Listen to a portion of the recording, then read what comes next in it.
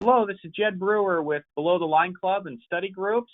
Really nice to have you on the call today as we talk about fuel pricing strategies and best practices.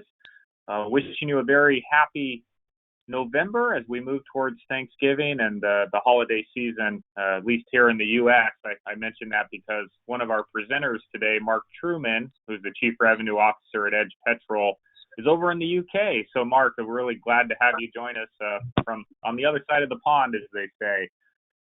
And our other presenter today is Johnny Bertucci, who's president of RowLogic. RowLogic is a software company that works with a lot of firms in the petroleum marketing industry with various apps that they have, like PriceWorks and DeliveryWorks, et cetera. And two pieces to fuel pricing, whether it's at retail or whether it's at wholesale.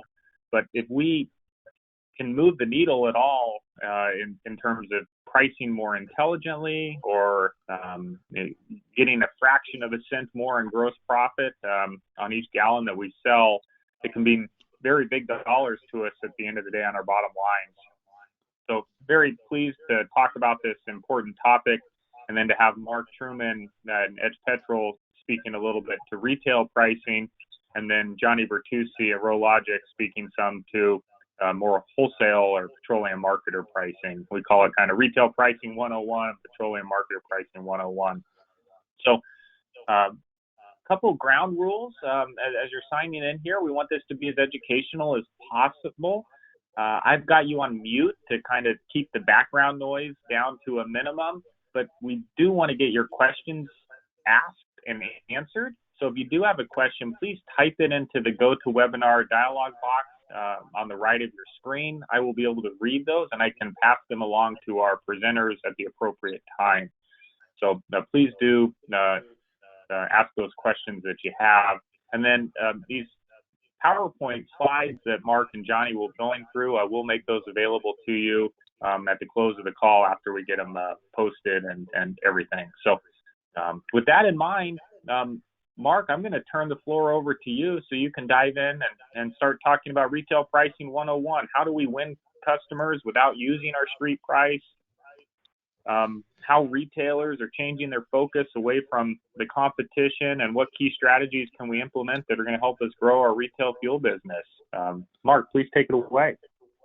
Sure. Thanks, Jed. It really is $1 million question, like literally $1 million. So that was the reason we chose the topic. So thanks everyone for joining. As Jed said, my name's Mark Truman. I'm the Chief Revenue Officer of Edge Petrol. For anybody who's not aware, we're a fuel pricing software that helps fuel retailers to grow profits through visibility of data and more accurate information around their stations.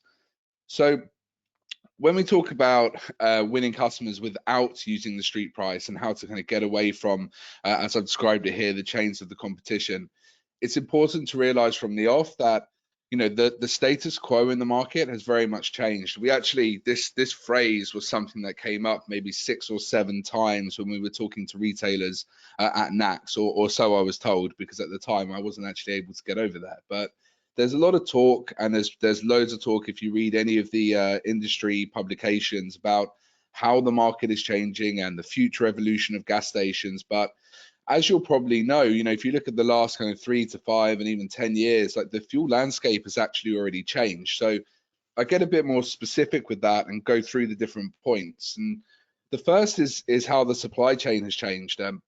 The actual American Trucking Association actually says that they're anticipating a shortage of drivers of 100,000 by 2023, and that's real significant.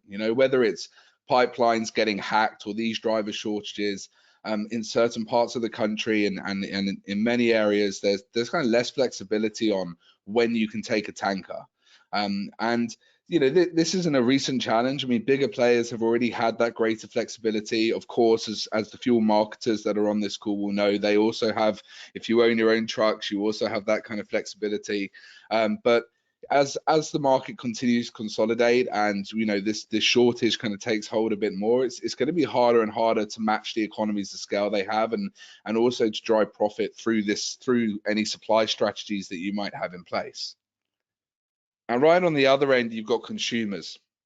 And it's very well documented that today's consumers are now more interested in convenience, which is great news, right? Because this is the C-store industry, and the growth in this industry is really coming from this shift in behavior. So it's really been a huge win for store owners and operators, as gas stations are all about convenience. However, this shift is changing the way that the consumer looks at the fuel price, and we haven't had, or I don't think we've had, the NACS consumer survey for this year yet. But if you go back to last year, it'll tell you that price is no longer the dominating factor of where they actually fill up for 48%, almost half of the market. And you only have to go back to 2015 to see that number was at 72%. This was a pre-pandemic trend, right? That consumers were more about convenience, but certainly the pandemic itself has had an impact on people wanting to shop in the big stores and staying local and that kind of thing. So it'd be very interesting to see how that number looks this year. But whilst the price sensitive customers still exist, it's a declining part of the market, and gas retailers are really shifting to meet that change and offer more convenience at their stores. And we've already mentioned market consolidation. Bigger players have changed. The top 25 retailers have grown by about 5,000 stores since 2014, and that one's from CSP. But they've also changed with bigger plots of land and more offering in store. And it's a real big shift from 35,000 to 40,000. That's a big percentage shift, and that's just an increase in the top 25 companies. COVID slowed that growth a little bit in 2020, but we've seen some more acquisition this year. And this is giving them better buying power, better ability to implement technology and automation, big branding opportunities, and really an access to a large pool of money to build multi-acre stores that offer a lot more than just fuel. So unless you're a Circle K or a Wawa or someone of that ilk, you're now operating in a new age. I mean, they are too, but it's slightly different. According to the EIA, gasoline will actually decline now from here on out every year until 2050. And I'm not saying the EIA get everything right, but it does seem quite logical. So it means the days of just trying to grow volume as a way to run your business, those days are behind us. So instead, retailers, both big and small, are now looking to optimize those assets, not get left behind in the old age of retail fuel. So with any change in any walk of life, there's going to be winners and there's going to be losers. So who are they going to be, and which side do you want to be sat on? So there are those who have already won or are about to win, and they've left the game, right? They're off playing golf, or they're going to be enjoying those winnings on the golf course. These are the exiters, as you see in the top left of your screen. So they're either selling or have sold their stations, and really what's happening in the market over the next 5-10 years is not that interesting to them. There are also those who are, so I mean, if you look at the Speedway deal, for example, they've got $5.5 million per site, and if you're getting that, you're playing a lot of golf. But there's also those who decide to continue playing, but either don't notice the changes around them in the market, or don't want to notice the changes around them in the market, and are looking to do the same things going forward. And these are known as existers, and you'll notice they're the losers of this game. Their business probably looks pretty good right now, right? You would have, any of the retailers on the webinar probably looking at their margins, going, that's looking pretty healthy versus the past, and volumes are recovering from COVID, and more people are spending in store. So things are pretty healthy, but they'll be shutting the stable door after the horse has bolted by not doing something now. So unfortunately, they're the losers in this game. The winners, we call them excellers. So they know that the market has already changed. They're looking to optimize every store, every gallon, every shop sale. They're aware that they're going to need to take more from every single gallon, whether that's through fuel or with offerings in the shop and so on, as people come inside. They're aware they're going to have to take more to get the same. And that's why they're going to come out top and be the winners of this game. So what they're always thinking about, and why these things matters, is because as a retailer, you're really trying to always do one of these three things. Like, all of your activities, all of your actions are all about growing your customers, retaining your customers, and increasing how much those customers spend in your store. And the first two, like, which obviously have a huge influence on the third, they've traditionally been done by offering low fuel prices versus the competition, or by following the competition and making sure that you're not being outbid and so on. So this is really important to understand, right? That fuel has, or retail fuel has very much survived on a tactic of, I'll follow the guy down the street or the girl down the street, you know, in order to try and maintain a customer base that'll come in and give me volume, albeit sometimes at a negative margin if I have to, but I need to retain that customer. And the increase of customer spend is something that's quite new. Although I was speaking to a retailer the other day who said they'd seen an interesting uptick in impulse sales again, right? So like, you know, your bottled drinks and that kind of thing. Typically now, that increase in customer spend, that's coming from hot food offerings, and car washes is another big one, and things like that people are putting into place. So it's fair to say that following the competition is probably the old way. You know, consumers are less price sensitive. Following down or matching on price is becoming less impactful. And as volume reduces, this tactic's just not going to optimize those gallons, right? You know, plus if you're doing things, and I'm sure a lot of people are doing this, upgrading your stations and spending capex on your stores, you're not using that to grow your profits by following competition that has a different offering to you.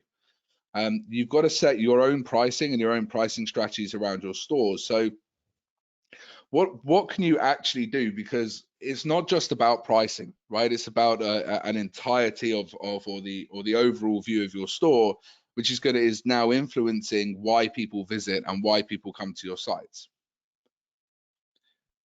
So we speak to a lot of retailers who are always trying to do something different and stand out from the crowd. And, you know, these are just kind of 6 things which, and price is on there. Price is definitely one of those things. But if you're not using your street price, you have plenty of other levers to pull to stand out from the competition. You know, good, nice, clean facilities, having great convenience items and food to go offerings. I'll tell you on community, and that was one I added recently. There's actually a retailer over here who holds a choir service in their store every Sunday. So, you know, and that people are coming to the store to see that, right? If I hop back actually on a food to go, we've actually got a place over here that does chocolate burgers, right? Now, whether you'd want to try a chocolate burger is up to you, but these kind of novelty items are things that are bringing people out of their way to your store when they may well have gone to another store previously. Technology in terms of the pumps that you have on site, and you know, the facilities, and I think car wash you could either put in facilities or technology if you've got the space for it. Something like that is really helpful. And of course, price is there, and how highly you rate price obviously depends how competitive an area you're in and kind of what visibility of data you have and the ability to make changes.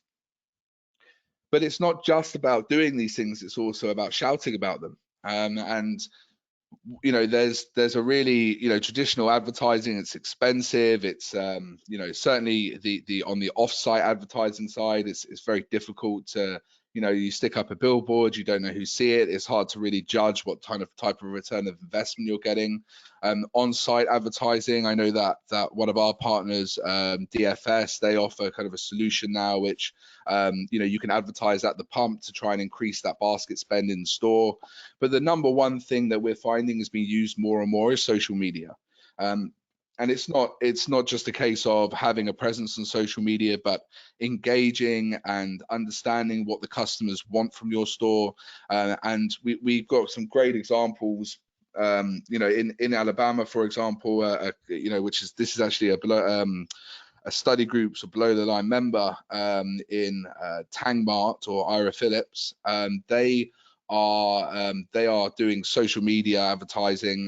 They're running a Facebook page. They're engaging with their customers, and for their own branded stores, which are not commission operated and operated by them, they're really bringing in people, through social media, who are starting to really recognize that brand. So it's a really good example of, some of the things you could do. If you're going to go and do all of these things, there's no point doing it if you're not shouting about it. So I wanted to bring up one example where we saw one of our users actually really do, they did this really well, right? So yes, in this situation, they have used their price, but they've used a combination of that price, great facilities, they've used a great, they've got a lovely clean site, so they've really invested capex into their stores. And what they decided was, we spent all this money on our stores and we're going to move away from competitor-led pricing, or we're going to very much focus on ourselves. And let me be clear, moving away from competitor-led pricing does not mean you do not look at the price of your competition, but it becomes one of 5 levers, which is, volume, margin, profit, then competition. You might put them in different orders, and finally execution, actually getting that price to the pole sign, right? So that you can actually, actually have that decision made, right? So they had 15 stores and they wanted to get more of a handle on their portfolio. So it's not a huge estate, but they decided to go down to 0 margin for the day across the board. So the first thing in all was, they didn't want to sell below cost, right? And so they use a weighted and blended cost methodology to make sure that they were going down to the right level of margin, the right level of discount across their stores. But secondly, they wanted to track those results and build future pricing strategies that would kind of take into account all of the good stuff that they'd done around facilities and food to go and all the great stuff they'd done in their stores. So that would tell them in the future, if they need a penny, where do we take it? Which stations do we take it? If we need some volume, where do we push that volume? Where are the sensitive stations? So they advertised absolutely everywhere, right? They went through on-site, off-site, and social media advertising, that the stores were having a huge flash sale on one particular Wednesday, and the results were truly fascinating. One store went up 300, and that's the one you're looking at on your screen. I think it's 350%. The Wednesday absolutely blew away what their expectations were. Absolutely blew it away. And you can see it's in liters. I apologize, it should be in gallons.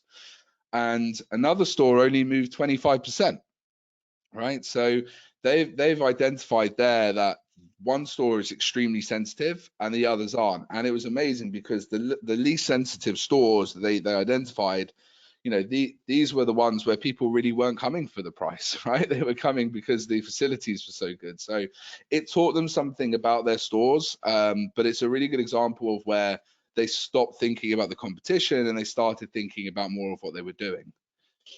And I mentioned about, how they actually came down on that cost price. And one of the things, if you really want to be smart about fuel pricing and move away from this competition-based model, is you've got to take that control of what your fuel is actually costing you. And I'm sure, Jed alluded to the fact that we've probably got a fair few fuel marketers on this call, and they'll understand, that the conundrum of cost prices, right?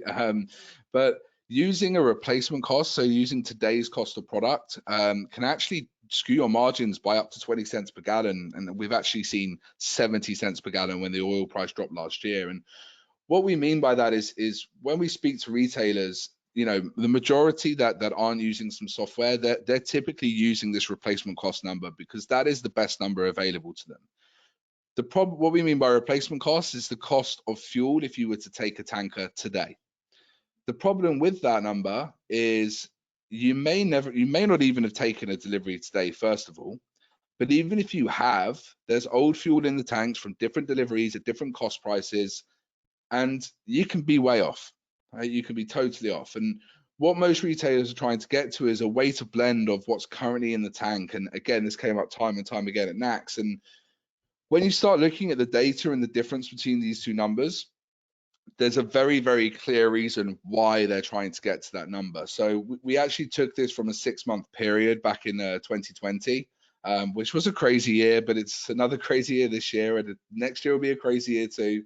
The white line that you see through the middle, that is the replacement cost, right? So we haven't actually marked it as a moving number, but that's the replacement cost. And the yellow bars that you see here are the weighted and blended cost of product. So taking into account the actual fuel that's in the tanks right now. And the first thing you'll notice is that only on maybe 3 or 4 occasions do the white line and the yellow line actually match up.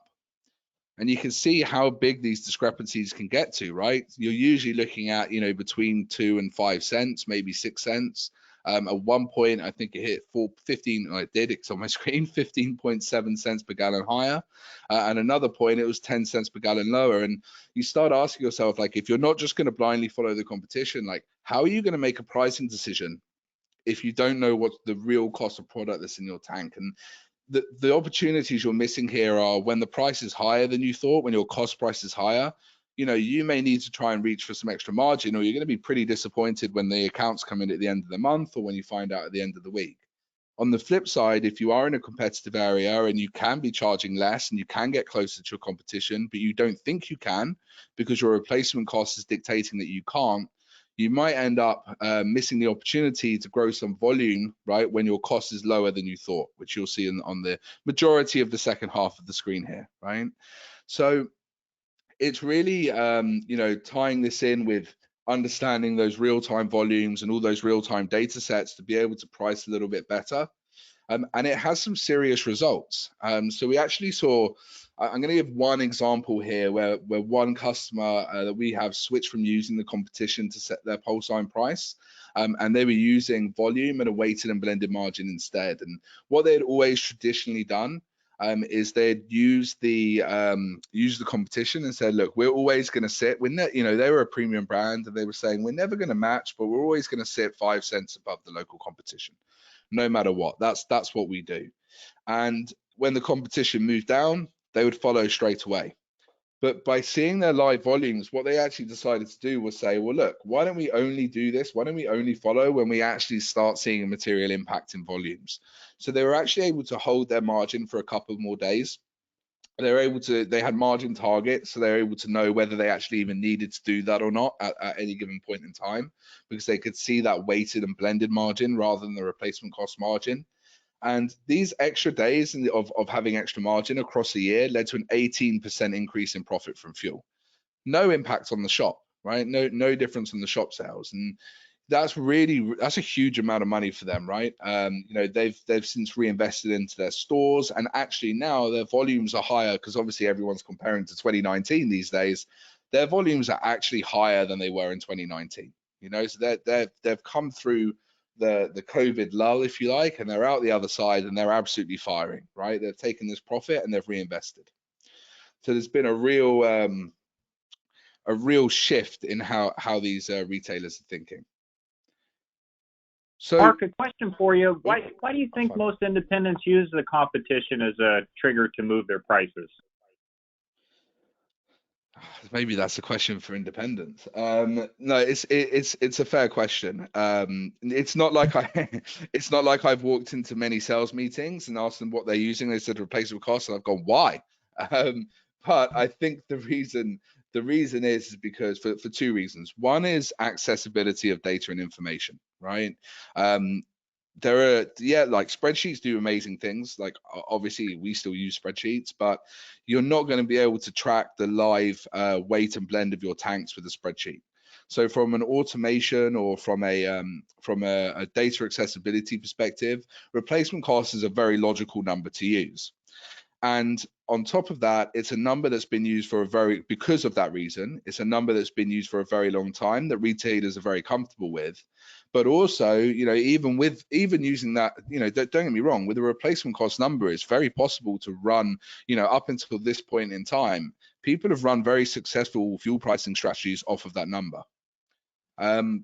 So it is very easy to, you know, you're looking at that competitor and you're saying, well, hey, I'm a volume driven business, especially for a fuel marketer, right? I mean, you're a very volume driven business, and people have been very protective over their volumes. The consumer as well if you go back, maybe 10, 15 slides, the consumer has also changed. Like if you were running a pricing strategy and you weren't in line with the competition 15 years ago, 20 years ago, hey, you may lose a lot of volume, right? So, and that's going to be the case. And this is interesting as well, because that still might be the case at some of your stations. Yeah. You may find yourself in a position where you're testing something out and you're like, oh, this is a really, really sensitive store. I've got to be careful what strategies I put in place here. So it's not an illogical thing to do, and it's nothing that anyone's doing wrong. It's just the old way of doing it, and it worked for a very long time. But if you're trying to get more dollars out of each liter, it's probably not going to be the best way to do it, because I promise you, the likes of Circle K, they don't need more dollars out of each liter, right? They're good, right? And their job is to take your business. Does that make sense, Jed? Yeah, it makes me wonder if it's just a case of it's the easiest way to go about it, and that's why people are doing it. I think it's part of it, but I think it's worked for a very long time. It's worked. It's like, here's my business. I get this piece of the pie. Okay, I've got the big competitor down the road, or even what someone used the expression, pump and dump, or dump and pump. Two pumps, like little store. That's all they've really got is their fuel price. They don't have the bells and whistles that you get with a big store. So I think it's still a strategy that some retailers are going to have to continue to employ. But it's a good question, and I'm very open to listening to retailers as to why they are, what it is that made them use replacement costs in the first place, and that follow the competition. Yeah. So Mark, if you were to summarize it, what are those key strategies to implement? Yeah, so I tried to time this really well for half an hour, but I didn't realize I was going to have a few minutes at the end, because it was in here. So a few that we've seen. So one really good one that I bring up on most webinars is the weekend pricing strategy. So one of our retailers, what they did was they dropped the price about 10 cents per gallon versus the competition. They dropped it on a Saturday morning.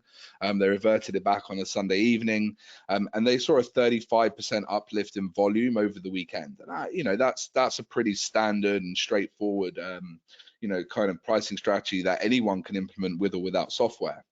The beauty that they had was they were able to track it and see what impact that was having in real time.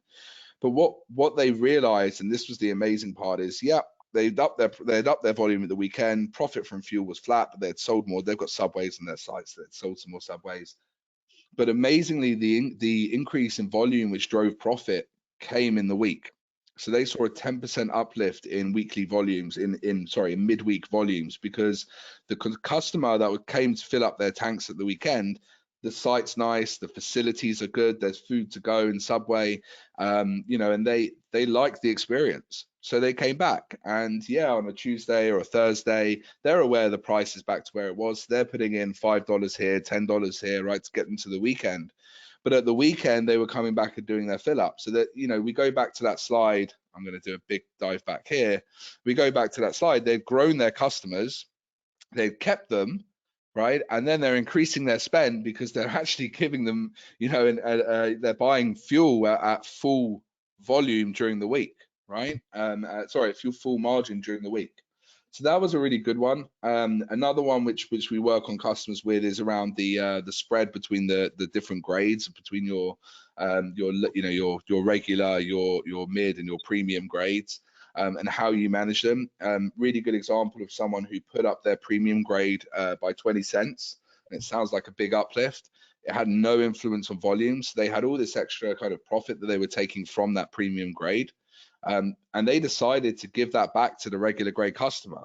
So the price that was actually on their pole sign that was on the street was extremely low, right? Extremely low price, bringing in new customers. And the premium grade customers, they're shrugging their shoulders, right? They're not the price sensitive bunch. So, it's the visibility of understanding those kind of things, average fill ups, transaction numbers, and so on, which has really allowed, I suppose, if you're thinking and talking about our customer base, I think those are the types of strategies that, you know, they're using this new access to data to implement and see profit from.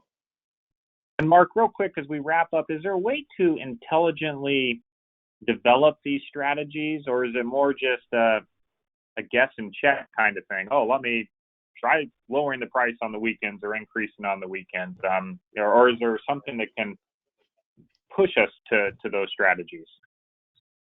You're opening a you want to wrap up and you're asking me that, Jed? That's right. It's a huge question. Yeah, I think maybe this is another webinar, but it's the difference between being data inspired and data driven. So like data inspired is, like I think this and I'm going to find some data to prove it. Data driven is I'm going to look at this data, and if it tells me X, I'm going to do Y, and if it tells me Y, I'm going to do Z.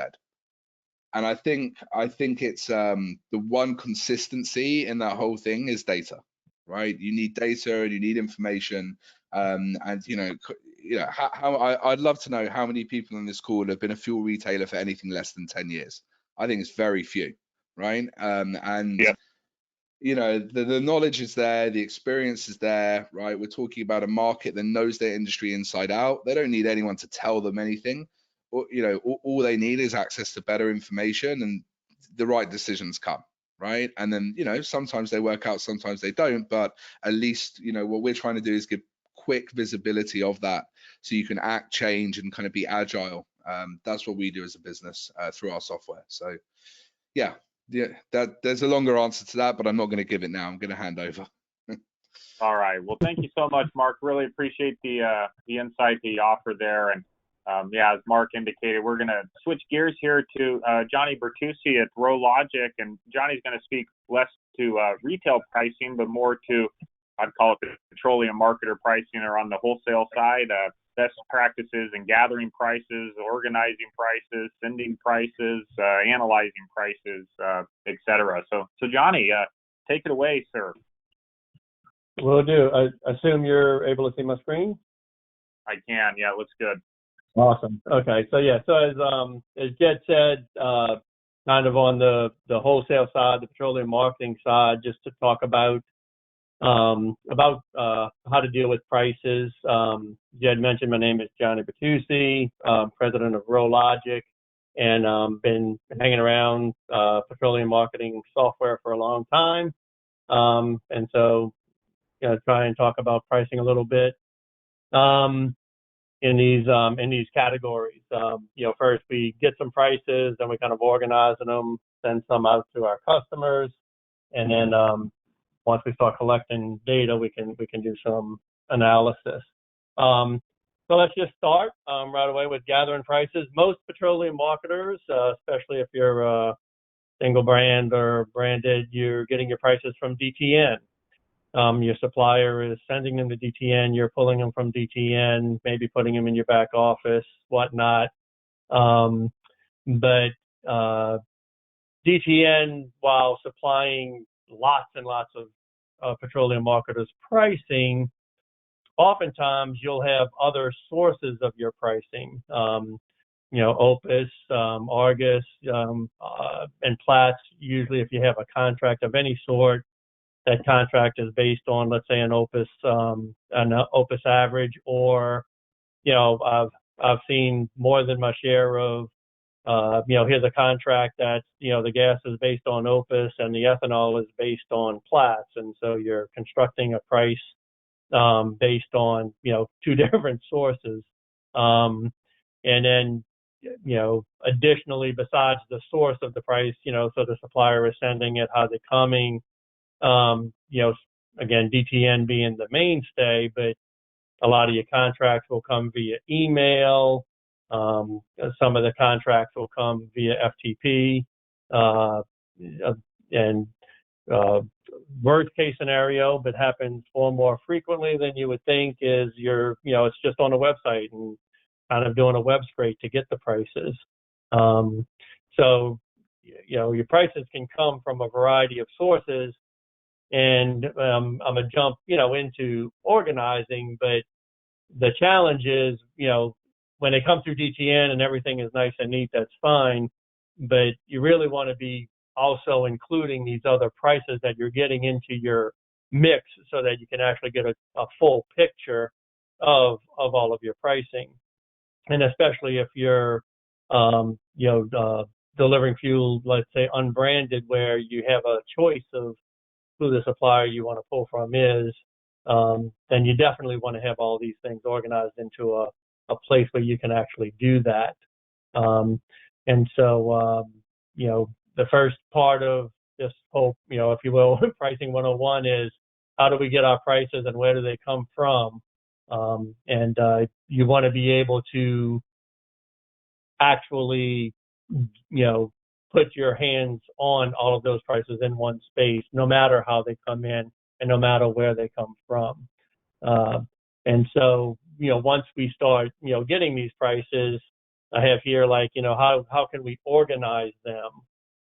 You organize them for multiple purposes, but here's just an example of the kinds of things you would want to be able to see about a price, on a grid of some sort. So, right, you have the effective date and time.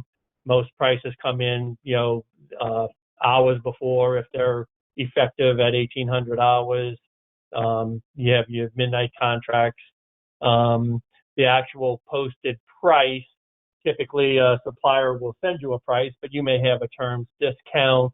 You may have some other fees you want to add to that, and so you can adjust that price.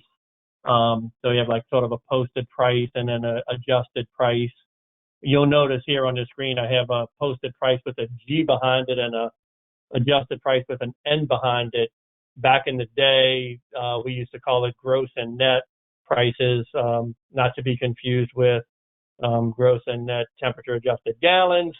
But the gross and the net price, mostly because people were having just a terms discount. So your gross price and then your net terms discount. But nowadays, we pretty much use the term posted price and adjusted price.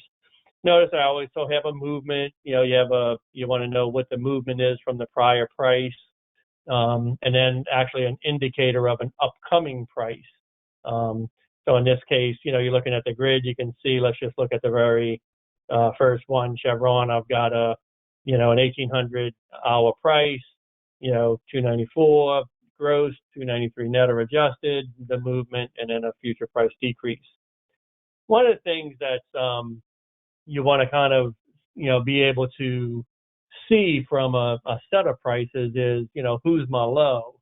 And so you notice on here, we just basically have a bold, listed as the low price for this set of prices. And then you'll see another thing, the Exxon price is actually in italics, that $3 price. Why is that in italics? It's something like I would call a midday price change. A lot of times prices come in, the term that I use is called expected, right? So Chevron at 1800 hours every day, I'm expecting a price. And if I don't have a price at 1800 hours that day, I'm thinking that price is missing. A lot of times, the way people use prices is they keep them active for a number of days, let's say 3 days, 5 days, so that if a price doesn't, if you don't receive your price the next day, you're just, or assuming or rolling over the prior day's price. I would argue that that's like a very poor practice. You really don't want to do that, because unless it's a weekend or a holiday, that rolled over price is wrong. And I would argue that no price is better than a wrong price. It's better to know that I don't have a price and I need to get it than, well, I'm just rolling over yesterday's price and it's going to be good enough. That's not the case. And so you want to know, I'm expecting a price at this time, and I either have it or I don't. And if I don't, I want to note that it's not. So the expected prices are all regular font. If I have a price that's outside of that, say a midday price change, then it's in italics, and then also bolding the low. So you can kind of get a visual of what my pricing is. And certainly for dispatching and other purposes, this is a good view of how prices can be organized so that you know what's going on. I know what my movement is. I know what my low is. I know if I've got, upcoming increases or decreases, et cetera. So anyway, so that's like one one visual, one way to organize prices. One of the things about this is like it's not ranked, and so another way of looking at these things is ranked low to high. So here's just again the same set of prices, but they're sorted from low to high. So each product is sorted from low to high. Certainly useful for somebody like a driver who's at a terminal and God knows what's going on. I'm out of allocation or something else is happening and I need to get sort of the next in line price. This would be useful for that kind of activity. So the prices are coming in from various sources, various ways. We consolidate them into an organization, to a grid. I mean, I call it a price sheet. I think everybody in the industry calls it a price sheet. And then be able to organize that price sheet either by, here's how I want it to look, or by sorting it. So we got prices coming in, we're organizing them. The next thing we kind of want to do, and the organization, again, is useful for dispatching, et cetera, but then we want to turn around with those prices and send them out as price quotes or send them out to customers, send them out to owners, salesmen, whatever. So the next thing we want to do is we want to send these prices out. Normally, so I have here like an image, just a normal price quote based on a rack. We consider, sort of the price as a supplier terminal product. So, from, in this case, from a rack downtown to product 87, you typically add a margin to that, have a freight rate associated with it, and have some taxes associated with it.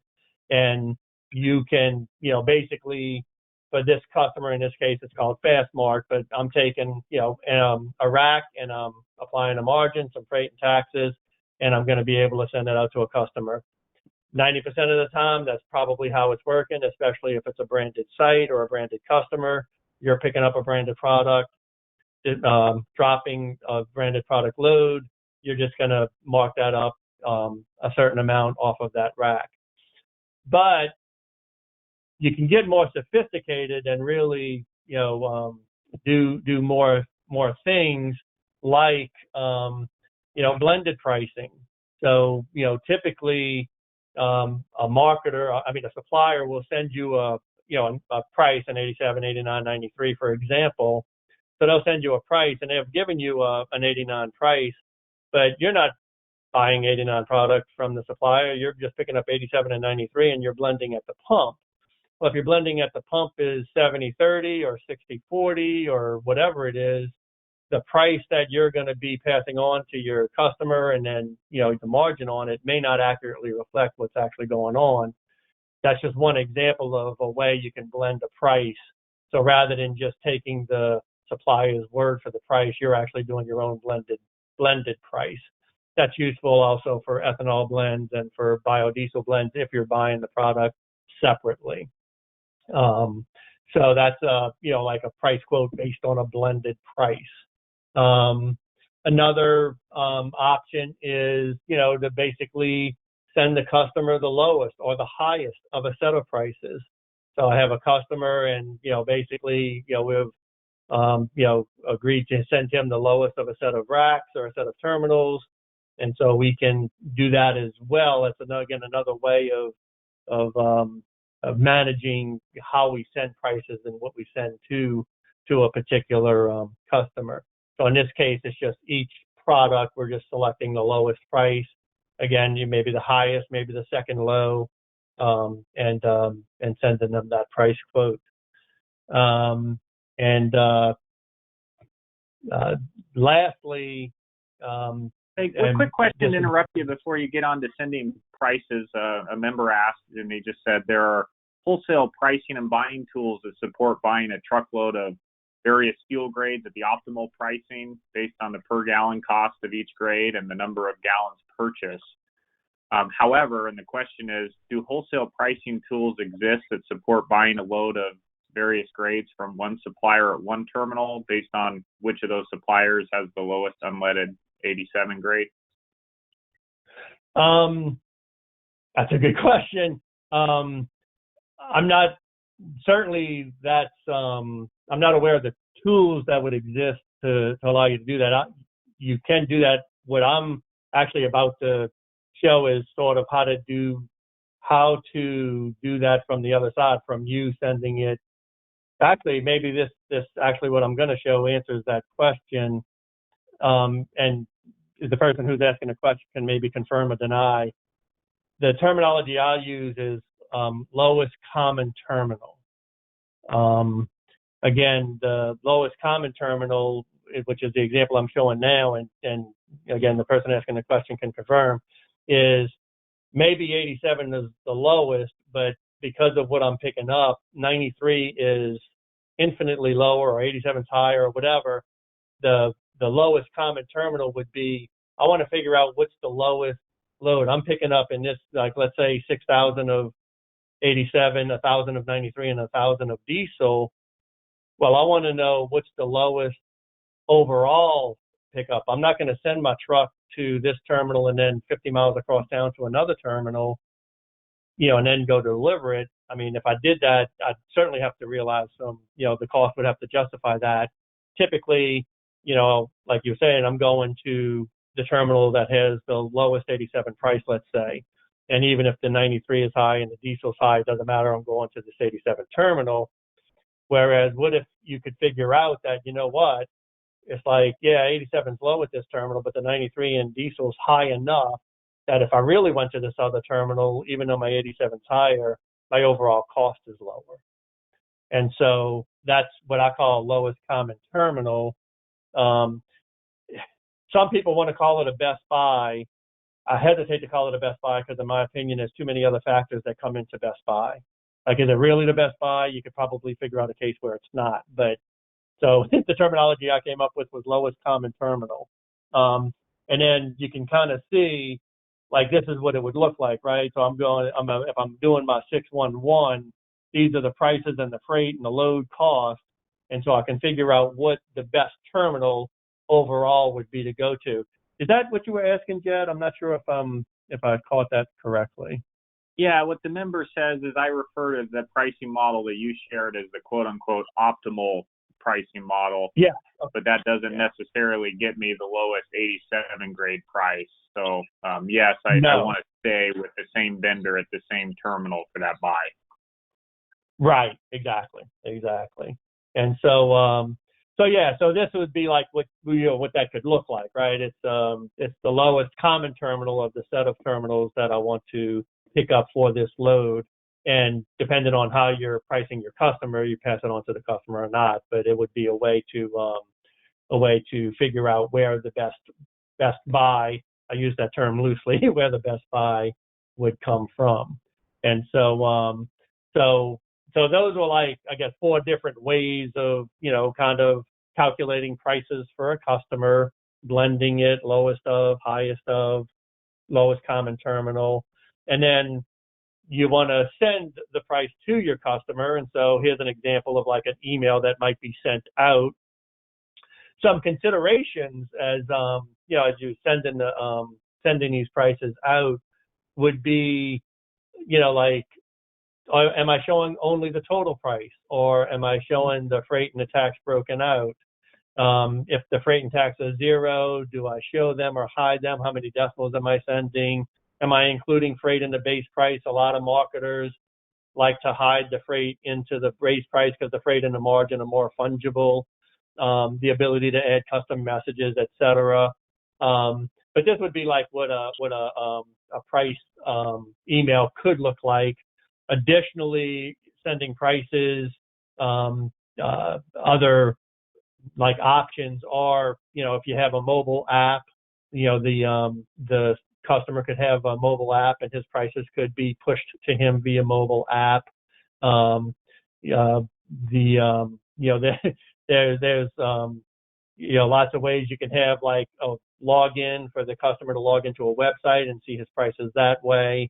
But however the prices are sent or gotten to a customer, the idea of being able to manage what that price is with your margins and your freight and your taxes lets you really control what you want them to see and how you want to price it. Some, like especially if you have a customer who's, if you will, getting prices from multiple vendors, a lot of times you need to make sure that the price you're sending is comparable in terms of apples to apples comparison. So like if everybody is sending price plus freight excluding taxes, then you want to do that, right? If it's price, including freight, et cetera, you want to just make sure that the comparisons are the same when somebody's looking for like a quote of that nature. So that's sending prices, and then my fourth point was analyzing prices. And I think to Mark's point, in some sense, once you start collecting data, you can start making decisions and doing things with it.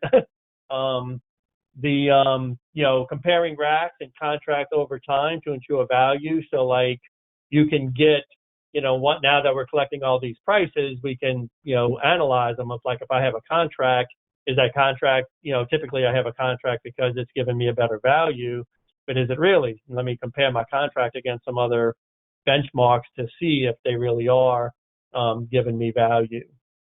One of the things I like to point out about when we analyze prices, you'll notice here that there's in my little grid, a price for every day, and there's no time. Well, Chevron's effective time is 6 p.m., Exxon is 7 p.m., contracts are usually midnight.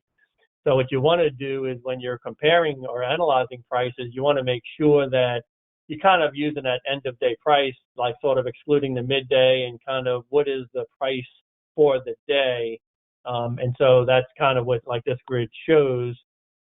If you would just run a grid with time, the prices would be staggered all over the place. It'd be more difficult to try to analyze them. But that's also useful in and of itself. But this is a sort of a, for lack of a better word, normalized view of the prices over time for a couple of rack terminals. And so that's like the analyze of the sort of prices coming in the gathering. But because we're sending prices out, right, we can also analyze the prices going out. So here's the two gas stations, if you will, and the prices we sent them.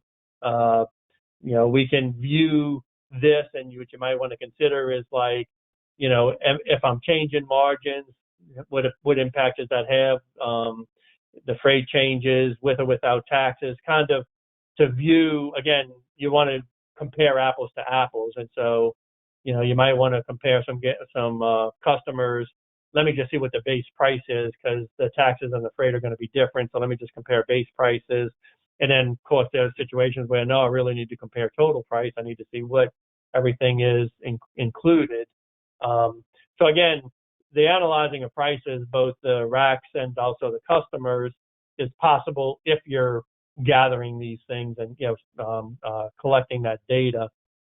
So and then, Johnny, your point on analyzing prices when things are changing. One member asks on freight, on the freight cost column in particular, can you upload an entire freight table to easily update with increasing, decreasing freight costs, or freight rates have absolutely. To be manually updated every time? No, absolutely. If you'll notice, let me see if I can go back. So you'll notice here, like it's freight, it says 10 miles as transport, 20 miles as transport. So that's based on a table, like a freight table. So basically the idea is you would have any number of freight tables like based on gas, tables based on diesel, tables based on tank wagon or bobtail, tables based on transport.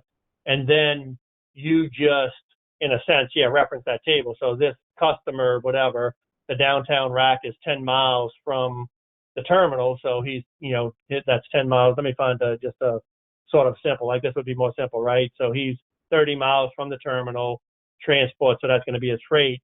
And yes, I don't have a slide that shows a freight chart, but you would upload a freight chart and then reference that. And then you could either, upload again as the freight rates change, or usually the freight charts, the way we have it set up anyway, is you can just alter it. Like I'm upping it 10%, 5%, 2 cents, 3 cents, whatever you can manage your freight chart fairly easily. And definitely to that point, Jed, like, so yeah, you want to be able to upload a freight chart, manage your freight chart. Similarly with taxes, you don't want to be entering taxes. You want a tax chart so that the taxes, if the tax changes, you just go change it in the chart. You're not going into every customer and changing what their tax is. You're just changing it once in the chart, kind of a thing. If you want to get even more sophisticated, is you would be able to change margins on multiple customers at the same time, stuff like that. So yeah, definitely have a freight chart and be able to play with it. And that's it. That was the gathering, organizing, sending, and analyzing. And certainly happy to take questions. So Johnny, between your 4 buckets, if you go to that slide you were just on showing them, in your experience, is there a biggest opportunity or biggest thing that a typical petroleum marketer is missing? The 2 things, I guess, would be, well, right, like, I think a lot of petroleum marketers, you have me on a phone call with a bunch of petroleum marketers. I need to be nice. Give it to us straight, John. Yeah. So, because it's not always easy to gather prices that are not coming from DTN, you tend to not gather them. You tend to just, well, it's too difficult to gather them. And it's like, maybe not. That if you're dispatching, from contracts and from, other things, then you want those prices, and so you need them, and we should get them.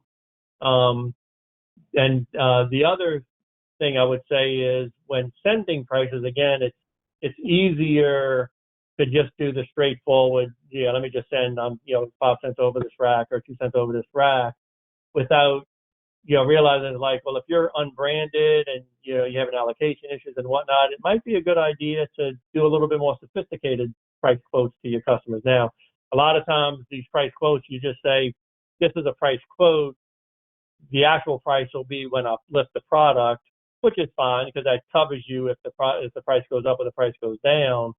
But the better thing would be to, like, well, let's send an accurate price to begin with. And then lastly, I would say, if you have the volume capacity to be able to play the market when prices are going up drastically or down drastically, then you can, if you will, catch it on the upswing, if you will, resend out a price notification with a higher price, or on the low side, not sending out a price notification and catching that. Like, you can be able to, like, if you have your prices organized and your dispatch is good enough, you can dispatch against the market and do well. Got it. Well, Johnny, thank you so much. And to the audience, thank you for being on the call. I hope you found this to be helpful and educational. As I said, we'll send out the contact information for Mark and for Johnny. If you have any follow-up questions, I know they'd both be happy to answer any questions you have, and we'll get you this slide deck too so you can reference it. Again, Mark and Johnny, thank you so much for your time. Happy Thanksgiving to everybody. Goodbye. Bye-bye. Thanks, Jed.